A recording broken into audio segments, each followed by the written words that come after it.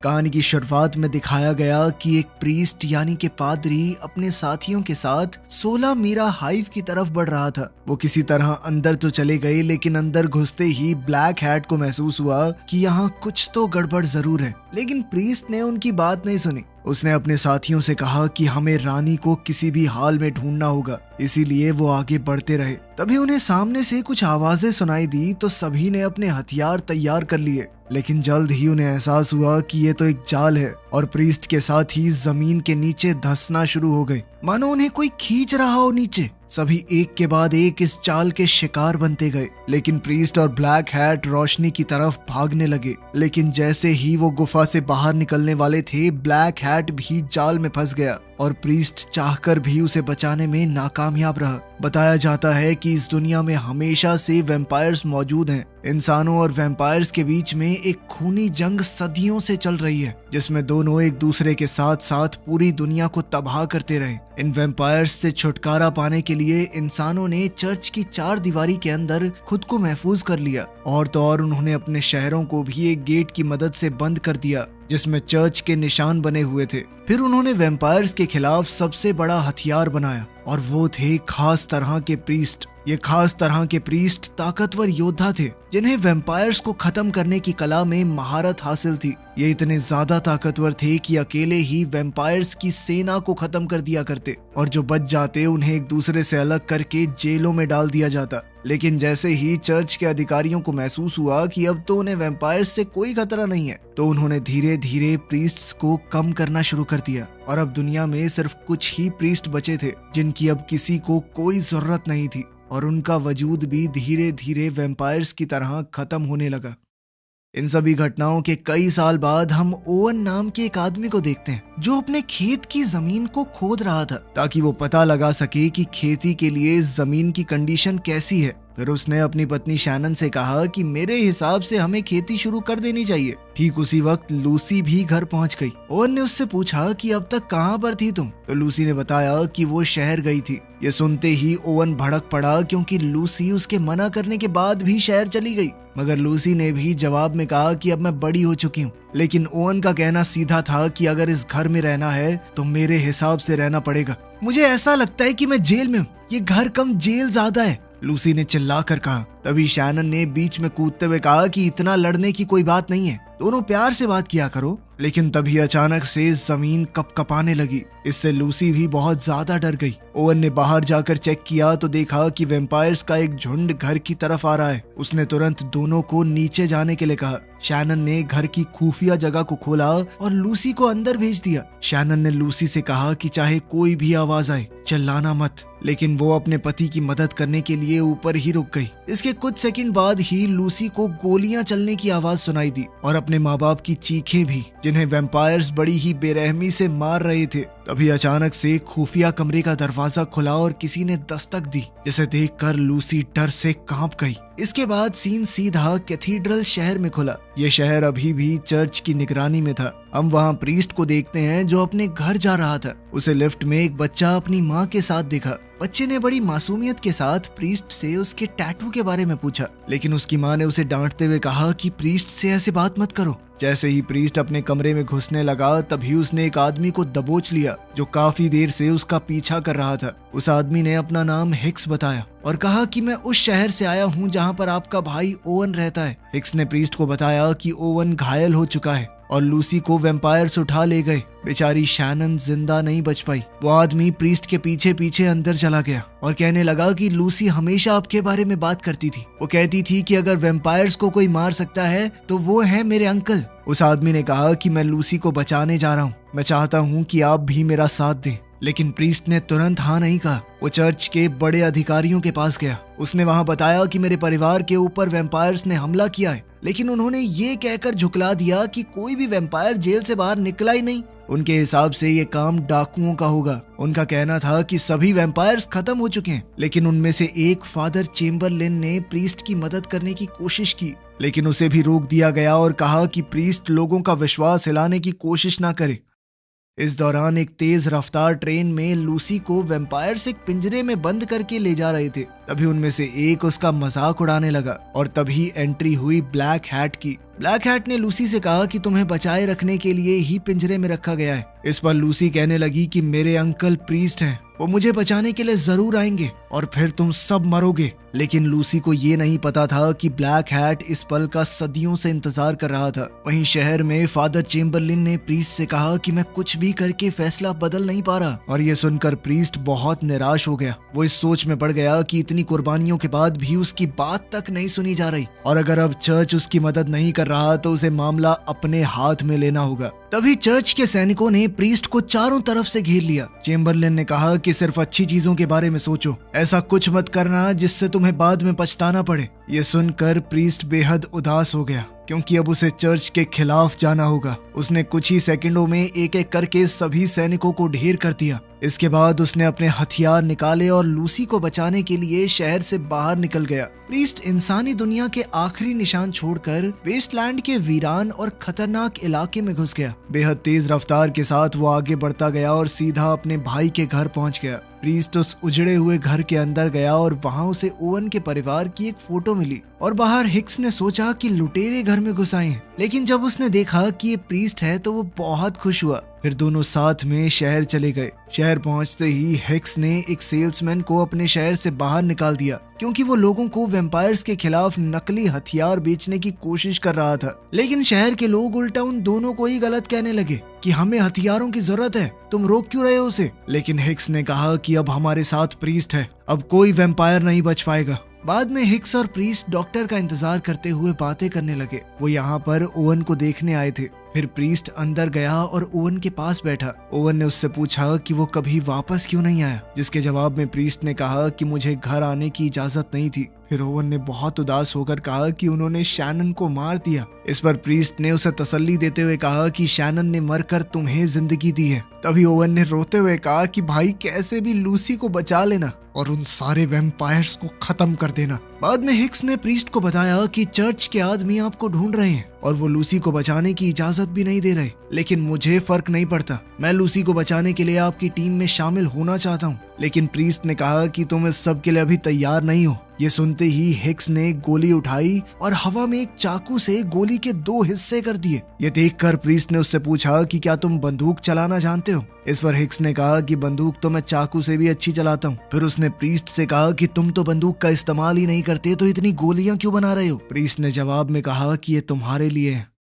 उधर कैथीड्रल शहर में एक लेडी प्रीस्ट को चर्च में बुलाया गया और उसे हुक्म दिया गया कि किसी भी हालत में मेन प्रीस्ट को जिंदा या मुर्दा पकड़ कर लाओ। लेकिन उस औरत प्रीस्ट को पादरी की ये बात पसंद नहीं आई, पर फिर भी उसे मजबूरन हुक्म मानना पड़ा। दूसरी तरफ प्रीस्ट अपने भाई का अंतिम संस्कार कर रहा था। हाँ, ओवन भी अब मर चुका है, उसे शैनन के साथ ही दफनाया गया। जल्द ही हिक्स ओवन के घर पर प्रीस्ट से मिला। उसने पूछा कि क्या तुम्हें कोई सुराग मिला। प्रीस्ट ने बताया कि उसे ऐसे पैरों के निशान मिले हैं जो ना तो वैम्पायर्स के हैं और ना ही उनकी सेवा करने वाले गुलामों के। इसके बाद उन्होंने उस तरफ तलाशना शुरू कर दिया जिस तरफ से निशान आए थे। इसके बाद दोनों सीधा वहां पहुंच गए जहां कैदी वैम्पायर्स को रखा गया था। हिक्स ने कहा कि ये इंसानों में सबसे गिरे हुए लोग हैं। उनके पास ज्यादा समय नहीं था क्योंकि सूरज अब ढलने लगा था। जैसे ही वो अंदर गए उन्होंने देखा कि वहाँ कोई गार्ड नहीं है। पूरी जगह वैम्पायर्स का ध्यान रखने वाले इंसानों से भरी हुई है।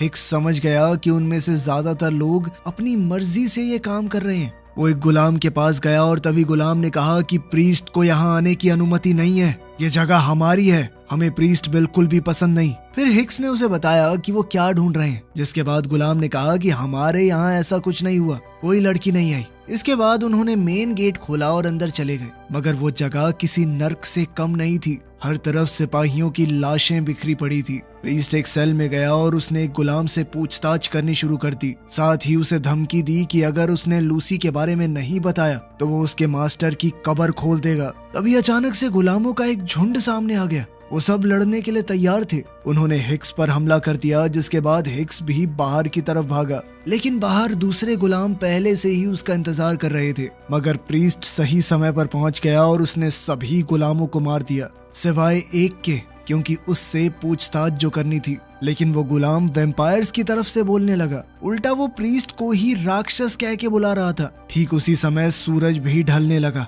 और गुलाम ने कहा कि अब बहुत देर हो चुकी है क्योंकि रात सिर्फ हमारी है। जैसे ही सूरज डूबा, वैम्पायर्स अपनी कब्र से बाहर निकलने लगे और उन्होंने तुरंत प्रीस्ट और हिक्स को घेर लिया। तभी प्रीस्ट ने एक बाइबल निकाली और पढ़ना शुरू कर दिया। इसी दौरान उसने पन्नों के बीच से हथियार निकालकर 2 वैम्पायर्स को मार गिराया और साथ ही एक और वैम्पायर से लड़ने लगा। इस दौरान हिक्स भी एक वैम्पायर को गोली मारने की कोशिश कर रहा था, लेकिन जब वैम्पायर उस पर भारी पड़ गया तो प्रीस्ट ने उसे भी मार गिराया। तभी अचानक एक वैम्पायर बहुत जोर से चीखते हुए भाग गया। फिर प्रीस्ट वापस से गुलाम के पास गया और इस बार गुलाम ने डर कर बता दिया कि वो उसे पश्चिम की तरफ लेकर गए हैं, लेकिन उन्हें इसका बिल्कुल भी अंदाजा नहीं था कि आगे क्या होगा। तभी एक वैम्पायर ने वापस आकर प्रीस्ट पर धावा बोल दिया। फिर वो दोनों लड़ते लड़ते गुलामों की जगह में गिर गए। हिक्स भी अपनी बंदूक निकाल कर इंतजार करता रहा। उस जगह गए बेशक 2 थे, लेकिन वापस आया सिर्फ प्रीस्ट। अब दोनों बात करने लगे कि क्या करना चाहिए और प्रीस्ट ने कहा कि 16 मीरा हाइव पश्चिम की तरफ है। हिक्स ने कहा कि मुझे तो लगा था सारे हाइव तबाह हो चुके हैं, लेकिन प्रीस्ट ने कहा कि फिर भी एक बार चेक करना जरूरी है। अगर उन्होंने जेल से गायब हुए वैम्पायर्स को ढूंढ लिया तो लूसी भी मिल जाएगी। इसके बाद प्रीस्ट हिक्स को वैम्पायर्स को मारने के तरीके बताने लगा, क्योंकि वो इंसानों की तरह नहीं होते, वो अलग हैं। अगर उसे किसी वैम्पायर को मारना है तो उसकी चाल पहले से भांपनी होगी। इसी दौरान शहर का सेल्समैन ब्लैक हैट से मिलने गया ताकि उसे कुछ जानकारी दे पाए, लेकिन सेल्समैन ने कहा कि मुझे इस जानकारी के बदले में कुछ तो चाहिए। ब्लैक हैट ने उसे धमकी दी कि मैं तेरा खून पी जाऊंगा साले, इसलिए उसने बिना चू चपड़ किए सारी जानकारी दे दी। सेल्समैन ने उसे बताया कि लूसी को ले जाने के बाद प्रीस्ट शहर में आया था और उसके साथ हिक्स नाम का एक लड़का भी है। यह सुनकर ब्लैक हैट ने कहा कि बहुत बढ़िया काम किया तूने, और फिर उसका खून पीकर उसे भी अपना गुलाम बना लिया। ठीक उसी वक्त वो लेडी प्रीस्ट ओवन के घर तक पहुंच गई, लेकिन उसे वहां प्रीस्ट कहाँ मिलने वाला था। वो तो हिक्स के साथ पश्चिम दिशा की तरफ निकल पड़ा। रास्ते में थोड़ा आराम करते हुए प्रीस्ट ने पूछा कि क्या ओवन को पता था तुम्हारे और लूसी के बारे में, जिसके जवाब में हिक्स ने कहा कि नहीं। जब प्रीस्ट ने पूछा क्या तुम लूसी से सच में प्यार करते हो, तो हिक्स ने हाँ में जवाब दिया। इस पर प्रीस्ट ने कहा कि अगर वो इन्फेक्टेड हुई तो मैं उसे मार दूंगा। इस पर हिक्स तुरंत बोल पड़ा कि मैं ऐसा करने नहीं दूंगा तुम्हें। आखिरकार दोनों हाइव तक पहुंच गए और उसकी दीवारों पर चढ़ने लगे। जैसे ही उन्होंने अंदर कदम रखा, प्रीस्ट को जंग के वक्त की यादें सताने लगी, जब वो अपने साथियों के साथ वहां आया था। उसने हाइव में रोशनी की और हिक्स से कहा कि जो भी सामने आए उसे गोली मार देना। फिर प्रीस्ट सुरंग से नीचे कूद गया। इसी बीच हिक्स को मिट्टी के नीचे दबा हुआ एक खिलौना मिला और वो हाइव के आसपास के इलाके को देखने लगा। तभी उसके पीछे एक जीव आ गया और नीचे प्रीस्ट हाइव की सुरंग की जांच करने लगा। तभी उसने देखा कि कोई उसके पास से भाग कर गया है और वो भी उसके पीछे भागा।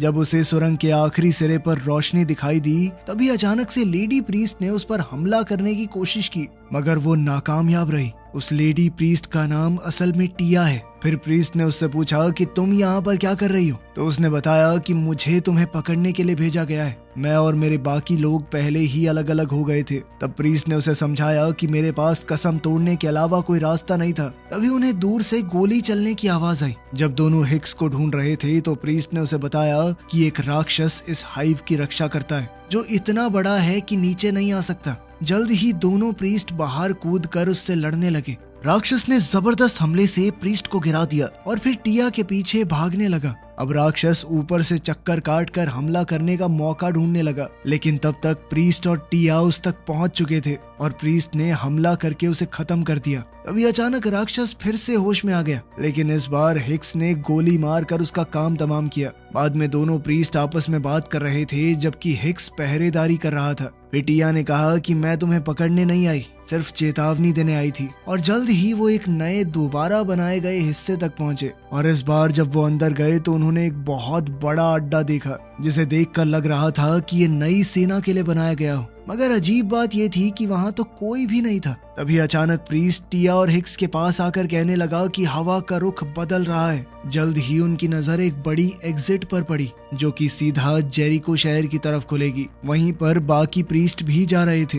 इसी दौरान वैम्पायर्स की ट्रेन जेरिको स्टेशन पर पहुंची, जिसे देखकर वहां काम करने वाला एक आदमी हैरान रह गया। ट्रेन उसके बिल्कुल सामने रुकी, लेकिन कोई बाहर नहीं निकला। लेकिन जैसे ही वो दरवाजा चेक करने गया तो एक वैम्पायर ने उसे जान से मार दिया। फिर ब्लैक हैट बाहर आया और उसने अपनी सेना को काम शुरू करने के लिए कहा। एक परिवार आराम से अपने घर में म्यूजिक सुन रहा था। तभी एक वैम्पायर उनके घर में घुस गया और उसने परिवार पर हमला कर दिया। पूरा शहर वैम्पायर्स की सेना की चपेट में आ गया और ब्लैक हैट उस मंजर को इस तरह एंजॉय करने लगा मानो दिलजीत का कोई कॉन्सर्ट चल रहा हो। तभी अचानक वहाँ 3 प्रीस्ट पहुंच गए और उन्होंने ब्लैक हैट से लड़ना शुरू कर दिया, लेकिन ब्लैक हैट ने उनमें से एक को बहुत ही आसानी से मार दिया। फिर उसने बाकी दोनों से कहा कि तुम मेरे साथ जुड़ना चाहोगे या इसकी तरह मरना चाहोगे, बता दो। अगली सुबह जब तीनों शहर में पहुंचे तो देखा कि सब कुछ सूना पड़ा है। वो बिल्डिंग में बचे हुए लोगों की तलाश करने के लिए अलग अलग हो गए। तभी टिया को एक डायनामाइट बॉम्ब मिला और वहीं प्रीस्ट एक खाली घर में चला गया। फिर जब हिक्स और टिया मिले तो हिक्स ने कहा कि यहाँ तो कोई भी जिंदा नहीं बचा। ये सुनते ही टिया ने कहा कि खाने वाले मुंह बहुत ज्यादा थे। तभी उन्होंने शहर के बीच में प्रीस्ट को देखा जो अपने 3 साथियों की लाशों के सामने बैठकर उनकी आत्मा की शांति के लिए प्रार्थना कर रहा था। ये देखकर टिया भी जमीन पर उसके साथ बैठ गई। हिक्स ने गुस्से में आकर पूछा कि ये किस तरह का वैम्पायर है जिसने 3 प्रीस्ट्स को मार दिया। प्रीस्ट ने जवाब दिया कि ऐसा कुछ हमने कभी नहीं देखा। फिर उसे समझ आया कि सूरज उगने से पहले वैम्पायर शहर से कैसे गायब हो गए। वो जल्द ही ट्रेन स्टेशन पर गए जहाँ हिक्स ने बताया कि ट्रेन शहरों तक जाती है और इसका अगला स्टॉप होगा कैथीड्रल शहर। ये सुनते ही टिया और प्रीस्ट समझ गए कि ये सब एक सोचा समझा प्लान था ताकि सभी प्रीस्ट्स को शहर से बाहर निकाला जा सके और फिर पूरी वैम्पायर सेना बेखौफ होकर शहरों पर हमला करेगी। तभी टिया ने उन्हें डायनामाइट बॉम्ब दिखाया और साथ ही उसने एक प्लान भी बताया कि वो बम की मदद से रेल की पटरी को उड़ा सकते हैं। फिर तुम दोनों मिलकर लूसी को ट्रेन से निकाल लेना। प्रीस्ट भी अब बाइक में पेट्रोल भरवाने चला गया। इसी दौरान ब्लैक हैट ने थकी हुई और बुरी तरह से जख्मी लूसी को खाना दिया और कहने लगा, तुम सोच रही होगी ना मैं क्या चाहता हूँ। मैं भी वही चाहता हूँ जो हर किसी का सपना है, शांति से जिंदगी गुजारना, और क्या, बिना किसी रोक टोक के। लूसी ने बड़ी चालाकी से एक चाकू उठाकर छुपा लिया। फिर उससे पूछने लगी कि तुम असल में हो कौन। ब्लैक हैट का मानना था कि वैम्पायर्स इंसानों से ज्यादा बेहतर होते हैं और वो अब दुनिया से उसकी गंदगी यानी इंसानों को साफ करना चाहता है। और ब्लैक हैट को पूरा यकीन था कि लूसी और प्रीस्ट इस नेक काम में उसकी मदद करेंगे। दूसरी तरफ हिक्स ने टिया से पूछा कि क्या तुम्हें सच में लगता है कि अगर लूसी इन्फेक्टेड निकली भी तो प्रीस्ट उसे जान से मार देगा। इस पर टिया ने बताया कि जो गुलाम बन जाते हैं उनकी रगों में वैम्पायर का खून दौड़ता है। क्या खाक जिंदगी है उनकी। उन्होंने शहर छोड़ने से पहले बाकी 3 प्रीस्ट की लाशों को जला दिया। अब टिया प्रीस्ट से कहने लगी कि याद रखना, भगवान हमारी तरफ है। उसने प्रीस्ट से अपने प्यार का इजहार करते हुए कहा कि चिंता मत करो, सब कुछ सही होगा। इतना कहकर उसने उसे एक खास हथियार थमा दिया। अब वो सब मिलकर ट्रेन की तरफ चले गए और ट्रेन के आने का इंतजार करने लगे। तभी अचानक पीछे से आकर हिक्स धमकी देने लगा कि अगर लूसी इन्फेक्टेड हुई भी तो कोई उसे मारेगा नहीं, वरना मैं तुम दोनों को अभी मार दूंगा। तभी टिया ने हिक्स को बताया कि सिर्फ तुम नहीं प्यार करते लूसी से, लूसी असल में प्रीस्ट की बेटी है। वो उस वक्त सिर्फ एक छोटी सी बच्ची थी जब चर्च ने उसे अपने पिता से दूर कर दिया। तब से लूसी का चाचा ओवन उसका पिता बनकर उसे संभालता रहा। अब प्रीस्ट ने हिक्स से कहा कि अगर तुम मुझे मार दो तो लूसी को अकेले कभी नहीं बचा पाओगे, लेकिन अगर हम सब मिलकर कोशिश करें तो शायद कुछ हो भी जाए। फिर जैसे ही वो लोग ट्रेन के पास पहुंचे, प्रीस्ट ने टिया से कहा कि चाहे हम ट्रेन में मौजूद क्यों ना हो, तुम ट्रेन को उड़ा देना। अब हिक्स जल्दी से ट्रेन में घुस गया। टिया आगे निकल गई और बहुत सारे गुलाम राइडर्स भी उसका पीछा करने लगे, मगर उसने अपनी बाइक के नाइट्रो ऑन कर दिए और वो हवा की रफ्तार से आगे बढ़ने लगी।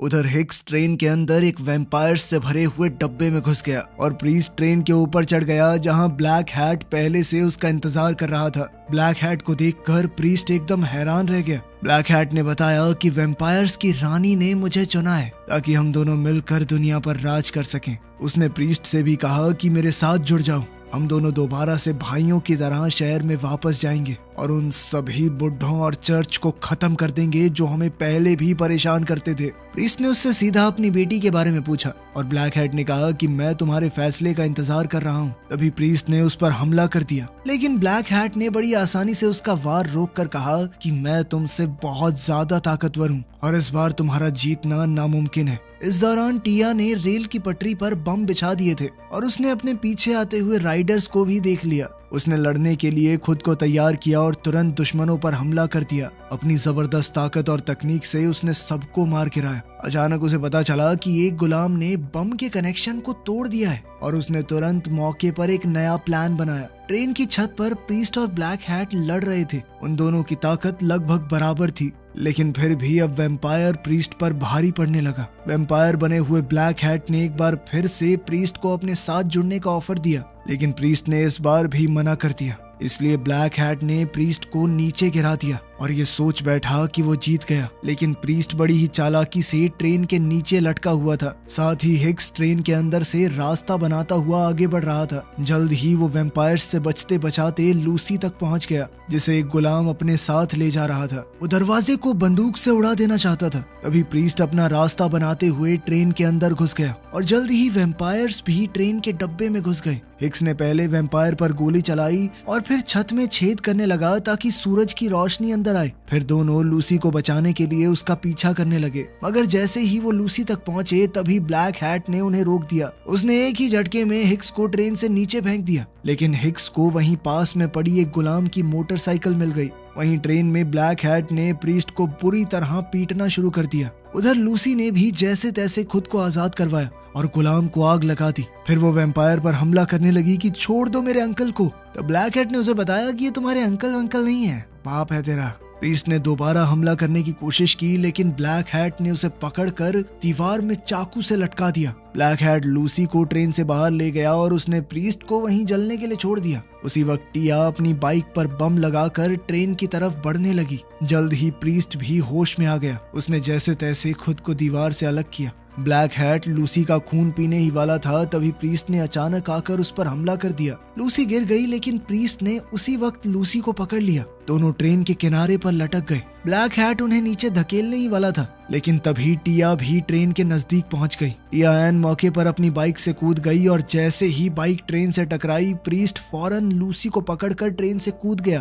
ट्रेन पूरी तरह तबाह हो गई और उसमें मौजूद सारे वैम्पायर भी जलकर राख हो गए। हिक्स ने धमाका देखा और तुरंत वहां पहुंच गया। इस खतरनाक ब्लास्ट के बाद भी प्रीस्ट और लूसी को जिंदा देखकर हिक्स को राहत मिली। लूसी ने उसे देखते ही गले लगा लिया। टिया भी उनकी तरफ चल कर आई और तभी ब्लैक हैट की टोपी भी जमीन पर गिर गई। आखिर में प्रीस्ट चर्च के अंदर गया और उसने सबके सामने एक वैम्पायर का सर फेंक दिया। उसने बताया कि शहर के बाहर मौजूद जलती हुई ट्रेन देखना, सब समझ में आ जाएगा। और साथ ही इस बात की चेतावनी भी दी कि वैम्पायर्स की रानी उसमें नहीं थी, यानी खतरा अभी भी टला नहीं है। इसके बाद प्रीस्ट टिया से मिला, जिसने बताया कि उनके सभी साथियों को मैसेज पहुंचा दिया गया है और वो इस जंग को हमेशा के लिए खत्म करने के लिए आगे बढ़